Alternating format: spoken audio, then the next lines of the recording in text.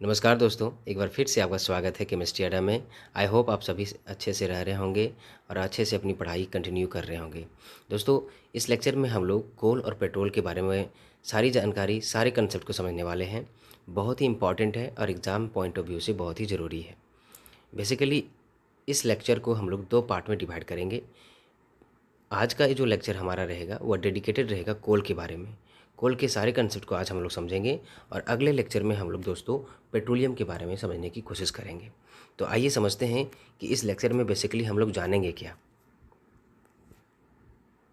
Basically दोस्तों इस lecture में हम लोग समझेंगे कि कोल क्या होता है, यह किस तरह से बना है, कोल के कितने तरह के टाइप्स हैं, क्या कोयला हमारा एरोमेटिक है, अगर एरोमेटिक है तो आप इस चीज़ को किस तरह से एक्सप्लेन कर सकते हैं, क्या कोयला हमारा इको फ्रेंडली है, अगर इको फ्रेंडली है तो आप किस तरह से इसे एक्सप्लेन कर सकते हैं।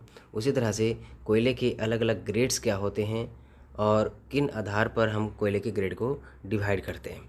उसी तरह से कोयले का एक जो प्रकार होता है, टाइप होता है एंथ्रासाइट कोयला, उस कोयले को सबसे बेस्ट कोयले का दर्जा दिया जाता है। तो ऐसा क्यों उसे बेस्ट कोयला का दर्जा दिया गया है और जो उसका सबसे ख़राब जो रूप है या फिर सबसे ख़राब जो टाइप है उसे हम लोग पीट का रूप कहते हैं या फिर लिग्नाइट का रूप कहते हैं। तो ऐसा क्यों कहते हैं, क्या उसके पीछे वजह रही होगी।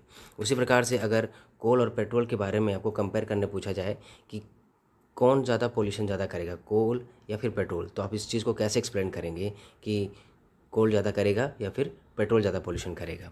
इन्हीं सवालों का जवाब आज ढूंढने की हम लोग कोशिश करेंगे। तो सबसे पहले शुरुआत हम लोग करते हैं कि कोयला होता क्या है। तो दोस्तों कोयला क्या होता है, इस चीज़ को समझने से पहले आइए समझते हैं कि कोयले का निर्माण किस तरह से हुआ है। क्योंकि कोयले के निर्माण से ही कोयले की स्वरूप की बातें छिपी हुई हैं।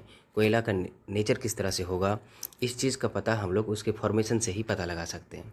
जैसे कि हमारे एनसीईआरटी बुक में स्पष्ट रूप से यह लिखा हुआ है, एक बहुत ही इंटरेस्टिंग वे में बातें कही गई हैं कि बहुत ही लंबे समय पहले, जैसे कि लाखों साल पहले ऐसी घटनाएं घटी होंगी, जैसे कि हम लोग कहते हैं बाढ़ आ जाना या अर्थक्वेक, जिसकी वजह से क्या होगा कि हमारे जो घने जंगल हैं जहाँ पे अलग अलग तरह के हमारे पेड़ पौधे जीव जंतु वहाँ पे रहते हैं, वो नेचुरल कैलामिटी की वजह से मिट्टी के अंदर दब गए होंगे। मिट्टी के अंदर दब जाने से क्या होगा, समय बीतता गया उनके ऊपर और मिट्टी की जो लेयर हैं वो डिपॉजिट होती गई। ऐसा होने से उनके ऊपर हाई टेम्परेचर और प्रेशर जनरेट होने लगा और वो और गहराई में चलते चले गए। और जैसे ही वो हाई टेम्परेचर और प्रेशर के संपर्क में आए, वैसे ही जो हमारे जो डेड प्लांट्स थे, मतलब पेड़ पौधे थे, जानवर थे, तो उनका जो शरीर का जो संरचनाएं थी, उनका जो केमिकल स्ट्रक्चर था उनमें बदलाव होने लगा और धीरे धीरे केमिकल अल्ट्रेशन होने की वजह से वो धीरे धीरे कोयले में कन्वर्ट होते चले गए। कैसे कोयले में कन्वर्ट हुए, कैसे केमिकल स्ट्रक्चर में बदलाव आया स्टेप बाय स्टेप, उस चीज़ को हम लोग देखेंगे। तो ये सारी कहानी रहती है उसके पीछे कोयले के बनने के ऊपर। तो बेसिकली होता क्या है कि जो कोयला का जो मेन कंस्टिट्यूएंट पार्टिकल है वो कार्बन होता है। तो डेड प्लांट्स का कोयले में कन्वर्ट होना, इसे ही हम लोग कार्बोनाइजेशन कहते हैं। मतलब सबसे पहले आप इस चीज़ को समझिए कि एक हमारे पास पौधा है, उस पौधे में क्या है कि अलग अलग हिस्से होते हैं, जड़, तनाएँ, पत्तियाँ, फल, फूल। हर हर जो हिस्सा होता है उस हिस्से का केमिकल कंपोजिशन अलग अलग होता है। जड़ की जो केमिकल कंपोजिशन है वो अलग अलग होगी, पत्ती का जो केमिकल कंपोजिशन होगा अलग अलग होगा। केमिकल कंपोजिशन कहने का मतलब कि पत्ती में जो जो केमिकल्स या फिर जो जो ऑर्गेनिक सब्सटेंसेस मौजूद होंगी वो जड़ में अलग अलग तरह की होंगी, दोनों में सेम नहीं होगी। तो ऐसा होने से क्या होगा कि उनमें कार्बन कंटेंट भी अलग अलग होंगे। तो इस वजह से कोयला अपने आप में एक हेट्रोजिनिटी को शो करता है। मतलब कोयला जो हमारा है वो पूरी तरह से हेट्रोजीनियस नेचर का है, होमोजेनिटी नाम का उसमें चीज़ नहीं है, हाईली हेट्रोजीनियस कोयला है। क्योंकि आप देख सकते हैं कि हमारा जो कोयला है वो डराइव हुआ है पेड़ पौधों से, जानवरों से। तो पेड़ पौधे की जो संरचनाएं हैं, अलग अलग हिस्से हैं, वो अलग अलग तरह के कंपोजिशन से मिलकर बनी है। पूरा जो पौधा है वो एक तरह के केमिकल से, एक तरह के ऑर्गेनिक कंपाउंड से मिलकर नहीं बना है। हर एक चीज़ अलग अलग तरह से मिलके बनी होती है। उसी प्रकार से चूँकि वो उसी चीज़ से बना है, इसलिए वो सारी प्रॉपर्टीज़ उसके अंदर आ गई हैं और इस वजह से उसमें एक समान प्रॉपर्टीज़ नहीं है। कोयले की जो वैरायटी है वो अलग अलग है। तो ये बात आपको समझ में आ गई हो कि कोयले की वैरायटी अलग अलग क्यों है और हेट्रोजीनियस क्यों है। तो सबसे पहला प्रोसेस में हम लोगों ने देखा कि कोयले का जो बनना है वो एक बहुत ही लॉन्ग टर्म प्रोसेस है।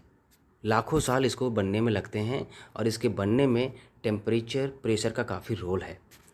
तो कोयला किस हद तक बना, ये निर्भर करता है कि हमारा जो एक्सपोजर है, डिग्री ऑफ कंप्रेशन है।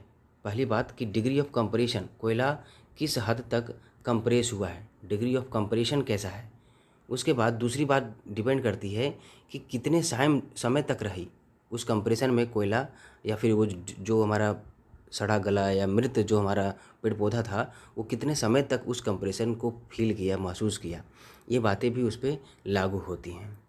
तो ये सब जो फैक्टर होते हैं वो कोयले के स्वरूप को और कोयले के बनने के फैक्टर को डिसाइड करती हैं कि किस हद तक वो अपना एक अलग रूप ले पाएगा, चेहरा ले पाएगा। तो अभी हम लोगों ने देखा दोस्तों कि हमारे जो जंगल थे, फॉरेस्ट कवर थे, वो किसी नेचुरल कैलेमिटी की वजह से, जैसे कि बाढ़, अर्थक्वेक की वजह से पूरी तरह से बर्बाद हो गए और वो धीरे डे बाय डे मिट्टी की परतों से ढकते चले गए। और जो पेड़ पौधे थे और वो काफ़ी ज़्यादा कंप्रेस होने लगे, उनको हाई टेम्परेचर और प्रेशर का सामना करना पड़ा। और इस तरह से हाई टेम्परेचर और प्रेशर की वजह से उनके केमिकल स्ट्रक्चर में बदलाव होने लगे और फाइनली वो एक कोयले का रूप ले लिए। तो क्या क्या केमिकल स्ट्रक्चर, क्या क्या केमिकल अल्ट्रेशन हुआ उनमें, उन चीज़ों को हम लोग समझते हैं सबसे पहले। तो सबसे पहले जो अल्ट्रेशन आपको देखने को मिलेगा दोस्तों, वह देखने को मिलेगा कार्बोनाइजेशन। पहला जो स्टेप होता है वह होता है कार्बोनाइजेशन। हमने देखा कि जो कोयले का जो डेरिवेशन है या जो कोयला है वो डराइव हुआ है डेड प्लांट से। काफ़ी लंबे समय तक वो हाई प्रेशर और टेम्परेचर को झेला है और उस प्रेशर और टेम्परेचर के दबाव की वजह से क्या हुआ कि उसके अंदर जो कंस्टिट्यूएंट पार्टिकल्स थे, जो केमिकल कंपोजिशन था, वो धीरे धीरे वो जो कार्बन के अलग अलग हिस्से थे वो एक दूसरे से मिलने लगे और कार्बनाइजेशन होने लगा। मीन्स अलग अलग कार्बन के चेन उनमें बनने लगे, कार्बनाइजेशन होने लगा। कहने का मतलब कार्बन चेन का उसमें लेंथनिंग होने लगा, कार्बन कार्बन आपस में मिलकर कार्बन चेन का फॉर्मेशन करने लगे।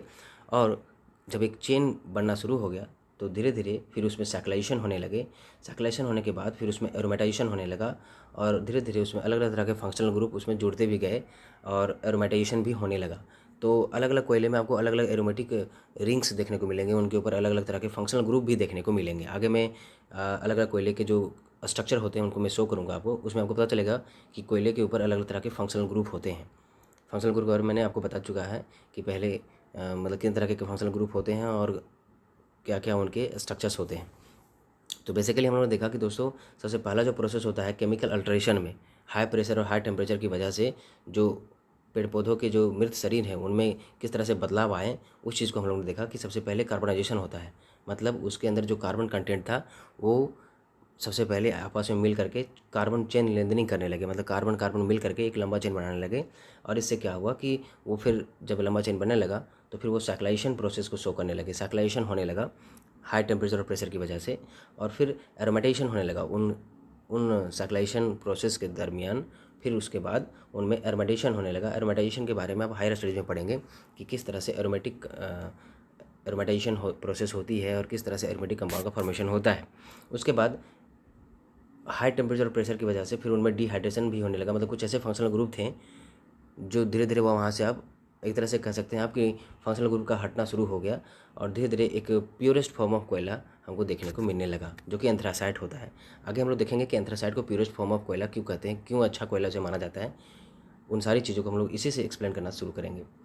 तो बेसिकली हम लोगों ने अभी तक क्या देखा कि कोयला किस तरह से बना और कोयले की जो बनने की जो एक डिपेंडेंसी है या फिर फैक्टर कहिए कि कोयला किस हद तक अपना स्वरूप को लेगा, वो डिपेंड करता है कि किस तरह का वो प्रेशर और कंप्रेशन झेला है, डिग्री ऑफ कंप्रेशन कितना है, कितने समय तक वो उस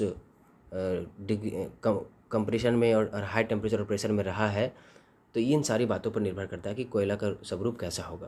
दूसरी बात हम लोगों ने सीखी कि कोयला जो है पूरी तरह से हेट्रोजीनियस है केमिकल कंपोजिशन के मामले में, क्योंकि पेड़ पौधा का जो हर एक पार्ट है वो अलग अलग तरह का केमिकल को कंपोज करता है और उसी पार्ट से ही हमारा कोयले का डेरिवेशन हुआ है। इस वजह से कोयले के अंदर अलग अलग तरह के आपको फंक्शनल ग्रुप, अलग अलग तरह के कंपाउंड्स, अलग अलग तरह के रिंग्स, वैरायटी ऑफ रिंग्स देखने को मिलेंगे, अलग तरह के फंक्शनल ग्रुप भी देखने को मिलेंगे। अब हम लोग समझते हैं कि कोयला होता क्या है। तो बेसिकली कोयले को डिफाइन आप कर सकते हैं कि एक हमारा एक दहनशील काला या भूरा रंग का सेडिमेंट्री रॉक है जिसमें हाई अमाउंट में आपको कार्बन और हाइड्रोकार्बन्स भी देखने को मिलेंगे। कार्बन, हाइड्रोजन, ऑक्सीजन, सल्फ़र, ये सारे आपको उसमें एटम्स देखने को मिलेंगे। और एक नॉन रिन्यूएबल एनर्जी सोर्स है, मतलब यह गैर नवीकरणीय संसाधन के रूप में इसे हम लोग कहते हैं, क्योंकि एक बार यह जब बन गई तो फिर दूसरी बार इसको बनने में लाखों साल लगेंगे।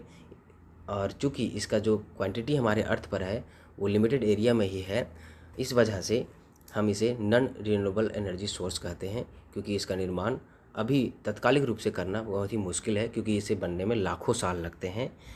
तो इस चीज़ को हम लोगों ने देखा। अब हम लोग समझते हैं कि कोयले को कितने रूपों में बांटा गया है। तो दोस्तों, टाइप्स ऑफ कोल में हम लोग उनके नेचर के आधार पर हम लोग कोल को कार्बन कंटेंट के आधार पर यूँ कह लें हम लोग 4 कैटेगरी में बांट सकते हैं। सबसे जो पहला बंटवारा है वो है पीट। कोयले का सबसे पहला टाइप है हमारा पीट कोयला। दूसरे को हम लोग लिग्नाइट कहते हैं, और तीसरे को बिटुमिनस, और चौथे को एंथ्रासाइट कहा जाता है। बीच में हमारा सब बिटुमिनस भी होता है।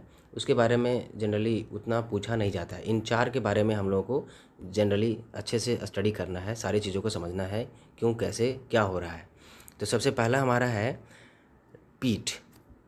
तो इसे हम लोग कंपेयर करके देखते हैं। जब कोयला बन रहा होता है, जिस तरह से हम अपने माँ के गर्भ में सबसे सबसे छोटा रूप होते हैं, सबसे छोटा रूप हमारा क्या होता है, वो हमारा होता है जायगोट।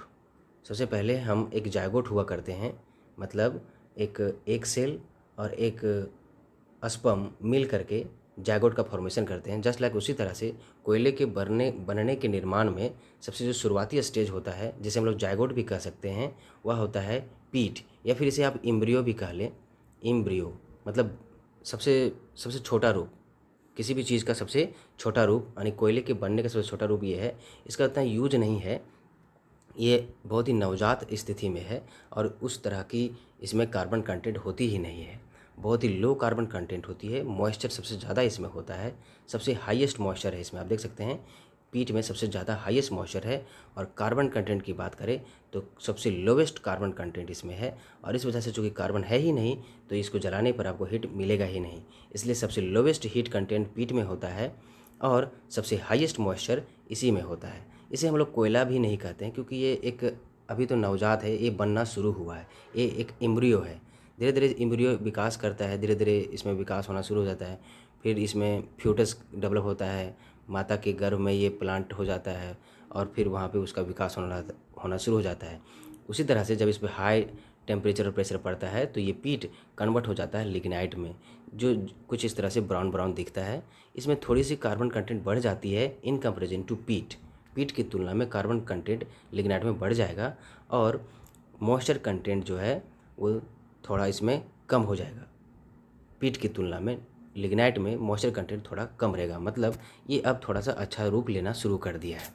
तो इस तरह से हम लोग कह सकते हैं कि पीट जो है वो हमारा इम्ब्रॉय है, मतलब भ्रूण है, जिसे हम लोग कहते हैं भ्रूण। सबसे बच्चा का सबसे जो हमारे शरीर का सबसे छोटा जो शुरुआती स्टेज होता है बनने की प्रक्रिया में, वह है हमारा पीट। उसी प्रकार से कोयले के बनने में जो सबसे छोटा रूप है वह होता है पीट। उसके बाद हाई टेम्परेचर प्रेशर झेलने के बाद ये लिग्नाइट में कन्वर्ट हो जाएगा, जो कि ब्राउन कलर का दिखता है। इसमें थोड़ी सी कार्बन कंटेंट बढ़ जाती है, इस वजह से थोड़ी सी, चूँकि इसमें कार्बन कंटेंट है, इस वजह से इसके जलने पर थोड़ी सी आपको हीट देखने को मिलेगी। इसमें थोड़ा सा सल्फर देखने को मिलेगा, और बहुत ही लिमिटेड एरिया में आपको देखने को मिलेगा। ज़्यादातर आपको कोयला भारत में बिटुमिनस टाइप का देखने को मिलेगा, और ये आपको रानीगंज, बोकारो, जमशेदपुर, झरिया, ये सब एरिया में आपको देखने को मिलेगा। तो जब हमारा भ्रूण आगे डेवलप किया तो अब ये थोड़ा फ्यूटस में कन्वर्ट हुआ, फिर धीरे धीरे ये और इसमें डेवलपमेंट होने लगेगी, और ये धीरे धीरे बड़ा होने लगेगा। जस्ट लाइक उसी तरह से जब इस पे लिग्नाइट पे हाई टेम्परेचर प्रेशर पड़ेगा तो ये बिटुमिनस में कन्वर्ट हो जाएगा, और बिटुमिनस में लिग्नाइट और पीट की तुलना में और ज़्यादा कार्बन कंटेंट हो जाएगा, क्योंकि इसमें कार्बनाइजेशन प्रोसेस और ज़्यादा तेज़ी से हुआ होगा, और मॉइस्चर तो और ही कम हो गया होगा। इस वजह से इसका इस्तेमाल आपको बड़े बड़े इंडस्ट्रीज़ में देखने को मिलेगा, क्योंकि इसमें कार्बन कंटेंट ज़्यादा है, तो इस वजह से ये जलने पर ज़्यादा हीट भी देगा। और जनरली इसमें सल्फ़र कंटेंट भी बहुत ज़्यादा होता है, इसलिए पॉल्यूशन भी ज़्यादा ही करेगा। ये सल्फ़र रहने से आगे क्या खतरा है उस चीज़ को भी आगे देखेंगे हम लोग। मेन जो हमारा कोल माइंस होते हैं उनमें सल्फ़र गैसेस की जो अधिकता होती है, उससे खतरा जो होना रहता है, उससे ज़्यादा खतरा देखने को मिलता है। सबसे लास्ट में हमारा जो है वह है एंथ्रासाइट कोयला। सबसे बेस्ट कोयला इसे कहा जाता है। क्यों कहा जाता है इस चीज़ को भी हम लोग समझेंगे आगे, क्योंकि इसमें सबसे ज़्यादा कार्बन कंटेंट है। लगभग 92 से लेकर 98% सिर्फ इसमें कार्बन रहता है।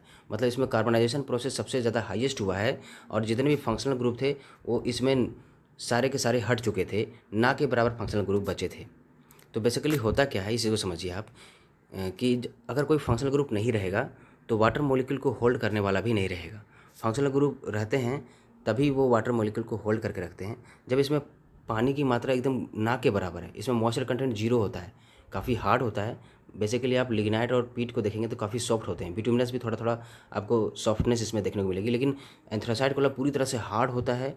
इसमें कार्बन कंटेंट सबसे ज़्यादा होता है और मॉइस्चर कंटेंट तो ना के बराबर होता है। इस वजह से इसकी जीसीबी काफ़ी हाई आती है, मतलब ये जलने पर ज़्यादा हीट देता है।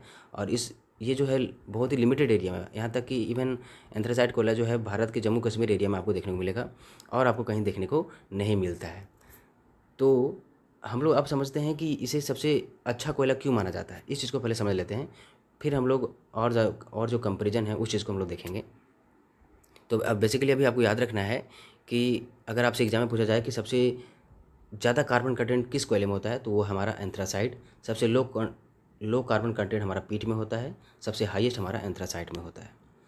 ये हमारा कार्बन कंटेंट का ऑर्डर है, और इसका उल्टा हमारा मॉइस्चर कंटेंट का ऑर्डर होता है। मतलब एंथ्रासाइट में सबसे कम मॉइस्चर है और पीट में सबसे ज़्यादा आपको मॉइस्चर देखने को मिलेगा। अब हम लोग समझते हैं कि एंथ्रासाइट को बेस्ट कोयला क्यों कहते हैं। दोस्तों ये हमारा बिटुमिनस कोल का रिप्रेजेंटेशन है। ये कुछ इसका स्ट्रक्चर कुछ इस तरह से होता है। आप देख सकते हैं इतने बड़े रिंग्स हैं कार्बन के, और बेंजीन के इतने बड़े बड़े रिंग्स होते हैं। बेसिकली एक हमारा जो कोयला है वो पूरी तरह से फुल्ली एरोमेटिक कंपाउंड है। इसमें पूरी तरह से आपको एरोमेटिक रिंग्स देखने को मिलेंगे, और एक नहीं हज़ारों की संख्या में आपको एरोमेटिक रिंग्स देखने को मिलेंगे। इस वजह से हमारा जो कोयला है वो फुल्ली एरोमेटिक कंपाउंड है। आप बिटुमिनस में देख सकते हैं बहुत तरह तरह के फंक्शनल ग्रुप हैं, जैसे OH, SH और भी तरह के ईथरल फंक्शनल ग्रुप हैं। तो ये सारे फंक्शनल ग्रुप रहने से क्या होता है कि अगर हमारे पास वाटर है इसके आसपास, तो ये वाटर को एब्जॉर्ब कर सकते हैं। अलग अलग फंक्शनल ग्रुप से ये वाटर मॉलिक्यूल अटैच होकर रह सकता है, हाइड्रोजन बॉन्ड के द्वारा या फिर दूसरे weak Van der Waals forces के द्वारा ये अटैच होकर रह सकता है।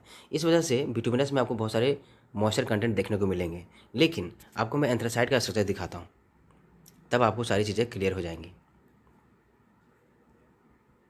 तो दोस्तों ये हमारा एंथ्रासाइट का स्ट्रक्चर है। आप देख सकते हैं कि इसमें फंक्शनल ग्रुप सारे हट चुके हैं, क्योंकि इसने लास्ट स्टेज तक, मतलब सबसे ज़्यादा हाई टेम्परेचर और प्रेशर को झेला है। इस वजह से सारे फंक्शनल ग्रुप इसमें से रिमूव हो गए थे।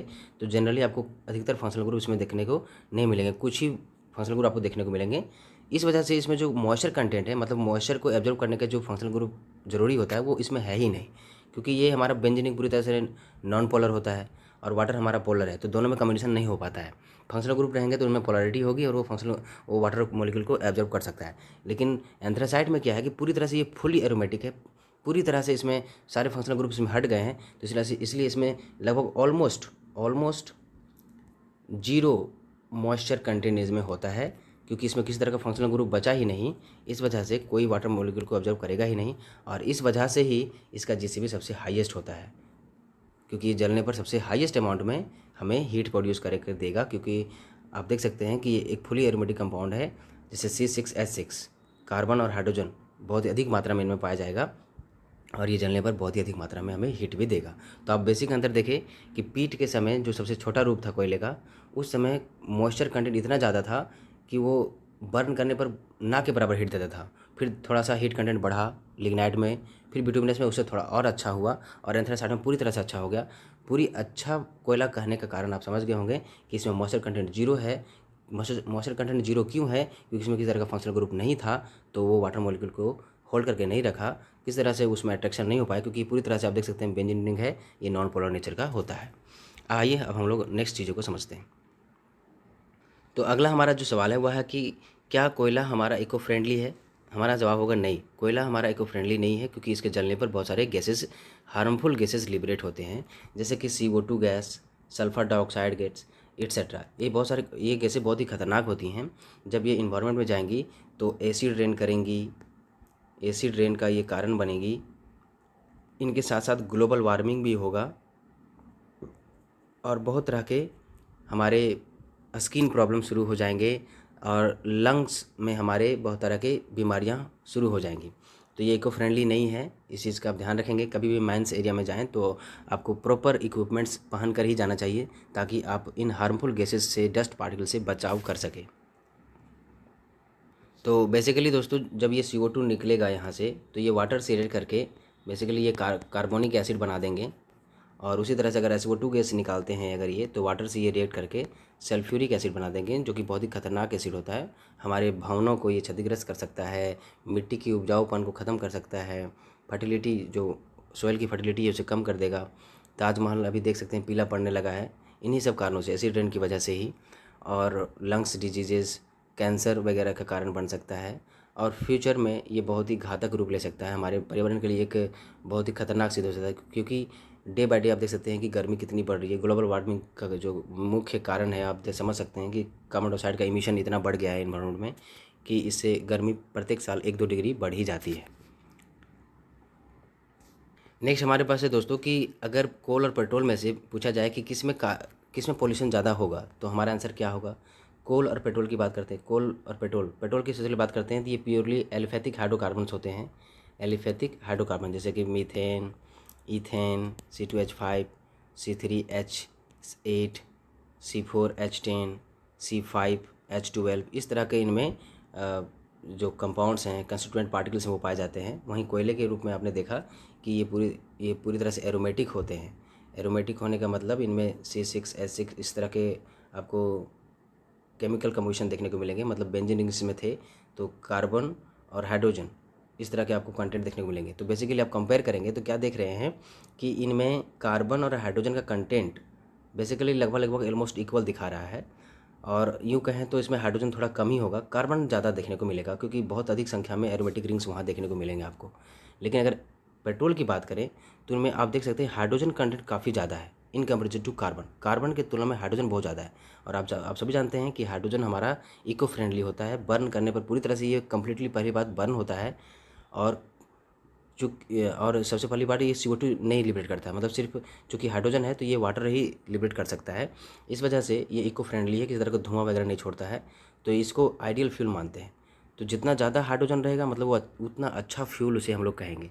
तो ये, लेकिन इसमें चूँकि कार्बन है तो ये CO2 छोड़ेगा ही छोड़ेगा। लेकिन कोयले में कार्बन कंटेंट पेट्रोल की तुलना में ज़्यादा है, इसलिए ये ज़्यादा प्रदूषण करेगा। लेकिन पेट्रोल थोड़ा कम करेगा, क्योंकि उसमें कार्बन कंटेंट थोड़ा कम आपको देखने को मिलेगा, उसमें हाइड्रोजन कंटेंट काफ़ी ज़्यादा देखने को आपको मिल रहा है।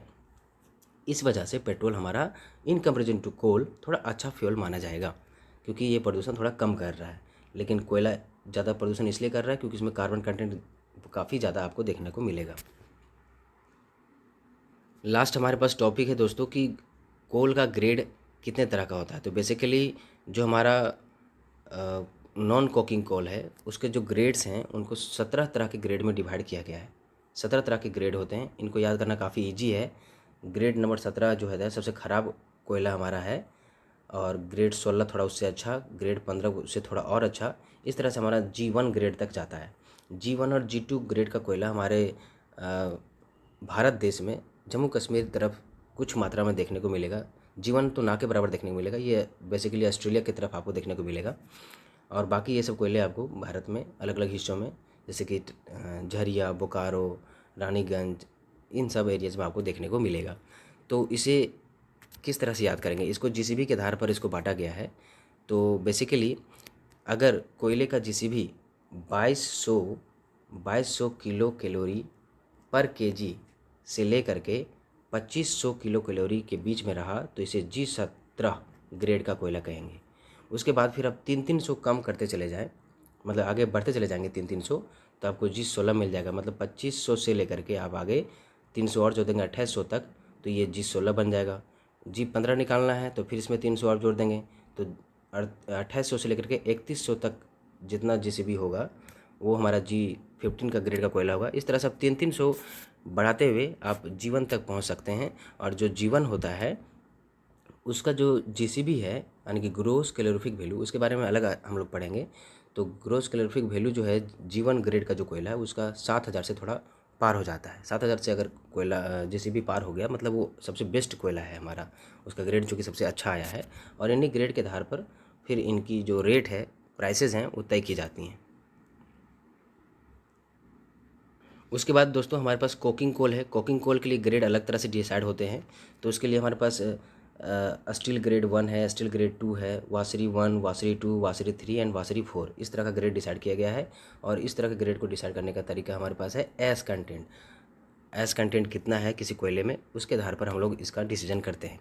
तो आप देख सकते हैं कि जिस कोयले में एस कंटेंट 15% से कम है उसे हम लोग स्टील ग्रेड 1 बोलेंगे, और 15 से लेकर के 18 के बीच रहा तो स्टील ग्रेड 2 बोलेंगे, और 18 से 21 के बीच रहा तो वासरी 1, 21 से 24 के बीच रहा तो उसे हम लोग वासरी 2, 24 से 28 के बीच रहा तो उसे वासरी 3, और 28 से 35 के बीच एस कंटेंट रहा तो उसे वासरी 4 का कोयला हम लोग कहते हैं। तो इस तरह से दोस्तों हम लोगों ने बहुत सारे सवालों का जवाब ढूंढा, सभी के पीछे छिपे हुए कारणों को समझा, और फिर हम लोगों ने कोयले के अलग अलग टाइप्स को कंपैरिजन के रूप में सारी चीज़ों को समझने की कोशिश की, और उनको अपने लाइफ साइकिल से उसको जोड़ करके पढ़ने की कोशिश की। आई होप सारी चीज़ें आपको समझ में आ गई हों। अगर फिर भी किसी तरह का डाउट हो तो आप मुझे कमेंट सेक्शन में पूछ सकते हैं। अगर यह वीडियो आपको हेल्पफुल लगा हो तो लाइक करें, कमेंट करें, शेयर करें, और अपने दोस्तों को ज़्यादा से ज़्यादा शेयर करें ताकि आने वाली वीडियोज़ का फ़ायदा उन्हें भी हो सके। Thank you for watching my videos.